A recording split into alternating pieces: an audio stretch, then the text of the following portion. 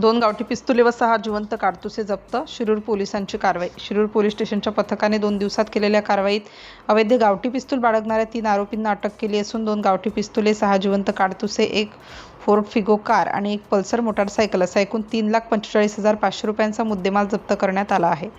Police हवालदार विशाल कोथळकर यांना मिळालेल्या गुप्त माहितीच्या आधारे 13 मार्च 2026 रोजी रात्री सुमारे 9 वाजता निमोणे तालुका शिरूर येथील नागेश्वर विद्यालयासमोर सापळा रचण्यात आला. त्यावेळी पांढऱ्या रंगाच्या फोर्ड फिगो MH12HL 3114 कारमध्ये बसलेले समीर प्रकाश शेलार वय 23 वर्ष आणि संपत गणपत दुर्गे वय 35 वर्ष दोघेही राहणार निमोणे तालुका शिरूर यांना ताब्यात घेण्यात आलं.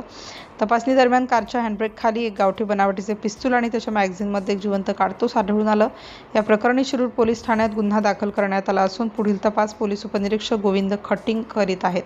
दरम्यान 14 मार्च रोजी दुपारी 3:30च्या सुमारास पोलीस अंमलदार नितेश थोरात व सचिन भोई हे शिरूर शहर हद्दीत पेट्रोलिंग करत असताना त्यांना रेकॉर्डवरील सराईत गुन्हेगार नवनाथ साहेबराव गोरडे वय 38 वर्ष अहिल्यानगर हा दुचाकीवरून शिरूरकडे येत असल्याची माहिती मिळाल्यानंतर सापळा रचण्यात आला. दुचाकीचा पाठलाग करत असताना ती नाना स्पॉट डोंगराजवळ एका वाहनाला धडकून पडली. त्यावेळी मागे बसलेला साथीदार पळून गेला तर नवनाथ गोरडे याला पोलिसांनी पकडलं. झडती दरम्यान त्याच्या कमरेला एक गावठी बनावटीचे पिस्तूल व मॅगझिनमध्ये 5 जिवंत काडतुसे आढळून आली.